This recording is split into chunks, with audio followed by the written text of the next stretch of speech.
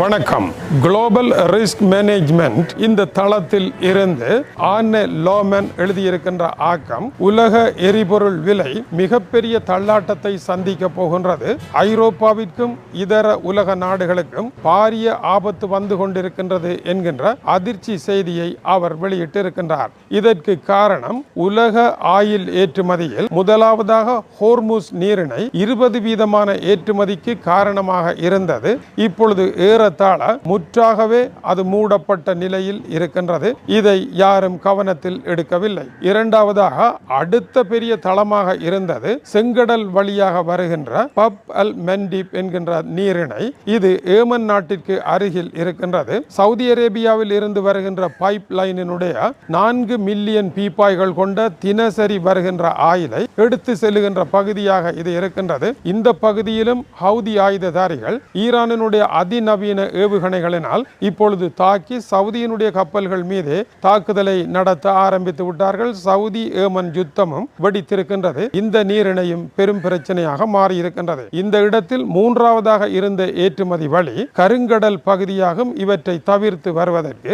ஆனால் கருங்கடலில் இப்பொழுது ரஷ்யாவினுடைய ஆயில் டேங்கர்கள் மீது உக்ரைன் நடத்துகின்ற தாக்குதல்கள் அமோகமாக இருப்பதனால் அந்த வழியும் ஏறத்தாழ அடைக்கப்பட்ட நிலையில் அங்கிருந்து வருகின்ற நோவோட்ரோசிக் என்கின்ற துறைமுகமே இப்பொழுது செயற்பட முடியாமல் பூட்டப்பட்டு விட்டது.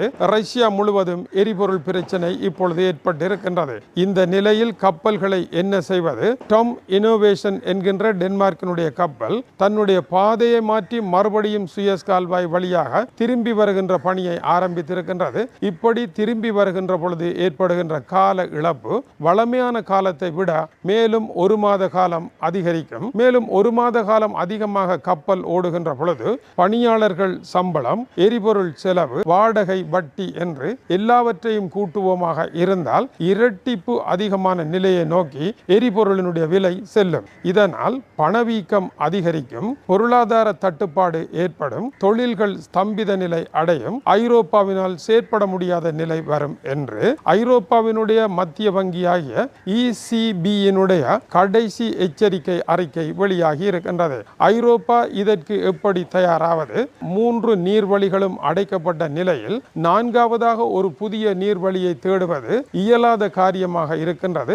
ஆப்பிரிக்காவை சுற்றி வருவது கூட இப்பொழுது ஹோர்முஸ் நீரிணை பப் அல் மெண்டிப் தடுக்கப்பட்ட நிலையில் பயனற்ற ஒரு வழியாகவே மாறி இருக்கின்றது. இந்த வழிகள் தடைபெற்று இருப்பது கிணற்று நீர் ஊறுவதற்கான 3 பிரதான ஊற்றுக்களும் அடைத்த நிலையில் இருக்கின்றன. இதனால் நீர் பெருக முடியவில்லை. கிணற்றில் இருந்த நீரை பாவனை செய்வதனால் கிணற்று நீர் வற்றி பட்டை கிடங்கு என்கின்ற கடைசி கிடங்கு வரை செல்வது போல உலக நாடுகளின் கைவசம் இருந்த ஆயில் எல்லாம் பாவனைப்படுத்தப்பட்டு அது பட்டை கிடங்கு வரை செல்வது போல சென்றுவிட்டது. எனவே ஆயிலினுடைய வரவு இல்லாத நிலையில் கையிருப்பும் அழிந்து கொண்டிருக்கின்ற சூழ்நிலையில் உலகத்தினுடைய தொழில்களை நடத்த முடியாதவாறு புதிய நெருக்கடி ஏற்பட்டு இருப்பதே இன்றைய பிரச்சனைக்கான காரணம் என்று குறிப்பிடுகின்றார். இந்த நிலையில் இதற்கு தீர்வுதான் என்னவென்றால், அமெரிக்காவை பொறுத்தவரையில் ஈரானுடன் உட்கார்ந்திருந்து பேச்சுக்களை நடத்த வேண்டும். அதுதான் ஒரே வழியாக இருக்கின்றது.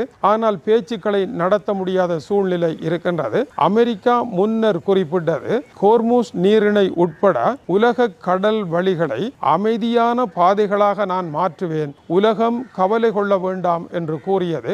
இப்பொழுது அமெரிக்கா அது தன்னால் முடியாது என்ற நிலைக்கு வந்து தன்னுடைய வாயை மூடி மௌனியாக மாறிவிட்டது. எனவே அமெரிக்காவினால் இயலாத நிலையில் அமெரிக்கா மௌனம் காக்கின்றது. உலகம் இந்த பொருளாதார பிரச்சனையினுடைய ஆணி வேரில் சிக்கப்பட்டு கொண்டது. இந்த நிலை நடைபெற்றுக் கொண்டிருக்க கருங்கடல் பகுதி வர்த்தகமும் மத்திய கிழக்கு வர்த்தகமும் இப்பொழுது ஈரானில் நடைபெறுகின்ற போரில் ரஷ்யாவினுடைய அதி உயர் படை பிரிவினர் ஈரானில் நின்று பணியாற்றுகின்ற காரணத்தினால் அவர்களுக்கு எதிராக உக்ரைனை இறக்கி விட்டிருக்கின்றார்கள். உக்ரைன் ஈரானினுடைய டேங்கர் மீது நடத்திய தாக்குதலில் ஈரானியர் ஒருவர் கொல்லப்பட்டு மேலும் பலத்த சேதம் ஏற்பட்டிருக்கின்றது. எனவே உக்ரைனினுடைய தாக்குதலுக்கும் ஈரானுக்கும் என்னதான் தொடர்பு என்றால், ரஷ்யாவிற்கும் உங்களுக்கும் என்ன தொடர்பு?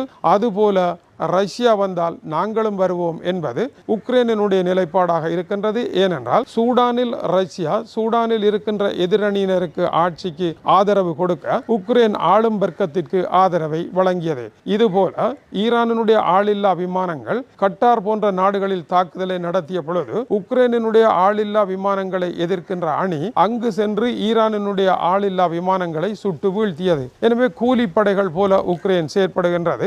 இஸ்ரேலினுடைய ஏவுதலின் பெயரில் தான் ஈரானினுடைய ஆயில் டேங்கர் மீது உக்ரைன் தாக்குதலை நடத்தி இருக்கின்றது என்று ஈரானினுடைய வெளியுறவுத்துறை அமைச்சர் அபாஸ் அரக்சி குற்றம் சுமத்தி இருக்கின்றார். இது தொடர்பாக ரஷ்யாவினுடைய வெளியுறவுத்துறை அமைச்சர் சர்ஜே லவ்ரோவ், அதைத் தொடர்ந்து ஐரோப்பிய ஒன்றிய வெளியுறவுத்துறை அமைச்சர் காயா கலாஸ் ஆகியோருடன் அபாஸ் அரக்சி தொலைபேசி வழியாக பேசி இதற்கான பழிக்கு பழியை வாங்காமல் ஈரான் விடப்போவதில்லை என்று குறிப்பிட்டிருக்கின்றார். எனவே இந்த போர்க்களத்தில் பல புதியவர்கள் உள்ளே இறங்குவது உலக எரிபொருள் ஏற்றுமதியில் பிரச்சனையை உருவாக்குகின்றது.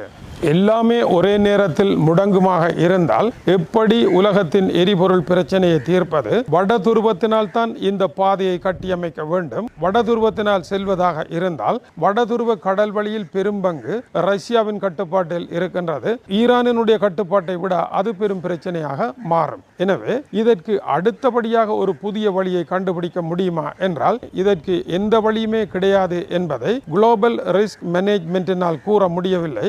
உதாரணமாக இந்த கப்பல்கள் எப்படி ஈரான் கடலால் செல்லுகின்ற பொழுது பணம் கேட்டார்களோ அதுபோல உலகத்தின் எந்த நாட்டிற்கு அருகால் சென்றாலும் இனி அந்த நாடு பிடிவாதம் பிடித்து தனக்கு கட்டணம் தர வேண்டும் என்று கூறும். இதனால் எந்த வழியும் காண முடியாது, சகல வழிகளும் அடைக்கப்பட்ட நிலை இருப்பதனால் முற்றிலும் புதிய ஏற்பாடொன்றை செய்ய வேண்டிய புது நெருக்கடி ஏற்பட்டிருக்கின்றது.